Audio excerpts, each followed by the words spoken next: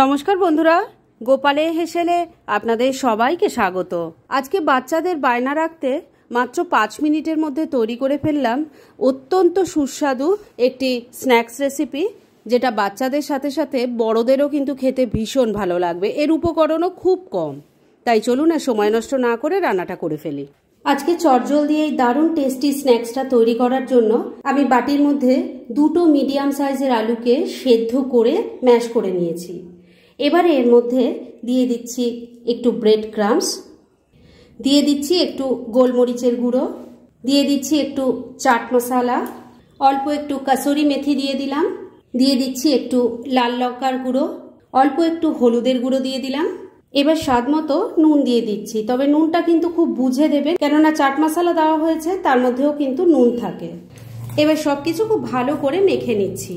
বন্ধুরা, আপনারা আমার রেসিপি দেখার সাথে সাথে আমার ফেসবুক পেজ গোপালের হেসেল, তাতেও ভিজিট করতে পারেন। ডেসক্রিপশন বক্সে লিংক দেওয়া আছে।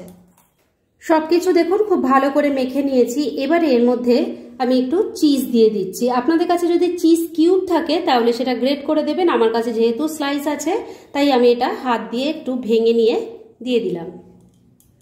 এবার এটাকেও খুব ভালো করে সব কিছুর সাথে মিশিয়ে মেখে নিচ্ছি। সব কিছু দিয়ে ভালো করে মেখে নিয়ে দেখুন একটা ডোয়ের মতো তৈরি করে নিয়েছি। এবার দু হাতে একটু তেল লাগিয়ে নিয়েছি। এবার এই ডোয়ের থেকে ছোট ছোট করে পোর্শন নিয়ে আগে এটা গোল করে নিচ্ছি। এই যে এইরকম করে নিলাম। তারপরে একটা আঙুল দিয়ে একটা হোলের মতো তৈরি করে নিচ্ছি। এবার এই চিজ স্লাইস থেকে ছোট ছোট করে কেটে নিয়ে এর ভেতর দিয়ে দিচ্ছি। আবারও বলছি, যদি আপনারা চিজ কিউব নেন তাহলে এক্ষেত্রেও কিন্তু চিজটাকে ছোট করে কেটে নিয়ে দিতে পারেন বা গ্রেট করেও দিতে পারেন।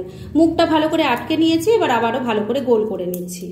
দেখুন একটা পটেটো চিজ বল রেডি হয়ে গেছে। এইভাবে তাহলে আমি পুরো ডোটা থেকে এইভাবে তৈরি করে নিয়ে তারপর আমি নেক্সট স্টেপের দিকে এগোচ্ছি। সব কটা পটেটো চিজ বল আমি রেডি করে নিয়েছি। এবার এগুলো শ্যালো ফ্রাই করব, সেজন্য প্যানের মধ্যে রিফাইন অয়েল দিয়ে গরম করে নিয়েছি। তেলটা প্রথমে খুব ভালো করে গরম করে নিতে হবে, আর তারপর মিডিয়াম ফ্লেমে এগুলো শ্যালো ফ্রাই করে নিতে হবে। সব কটা পটেটো চিজ বল ভাজার জন্য বসিয়ে দিয়েছি। এবার এগুলোকে মিডিয়াম ফ্লেমে রেখে উল্টে পাল্টে লাল লাল করে ভেজে নেব। তবে একটা দিক হয়ে যাওয়ার পরে কিন্তু উল্টানো যাবে, না হলে এগুলো খুব নরম, তো তেলে গিয়ে আরো নরম হয়ে যায়। কাঁচা অবস্থায় উল্টাতে গেলেই ভেঙে যাবে। সব কটা পটেটো চিজ বল উল্টে পাল্টে লাল লাল করে ভেজে নিয়েছি। এবার এগুলো তুলে নিচ্ছি আর তারপর আপনাদের সার্ভ করে দেখাচ্ছি।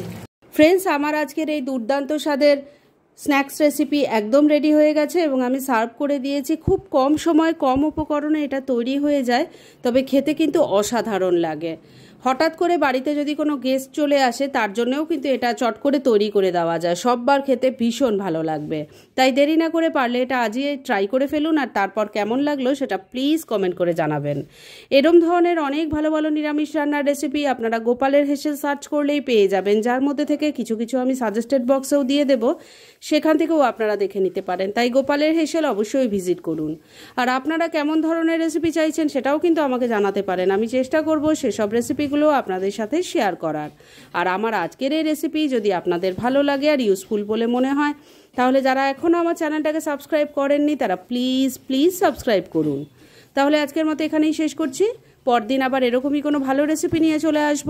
আপনারা সবাই খুব ভালো থাকুন, সুস্থ থাকুন।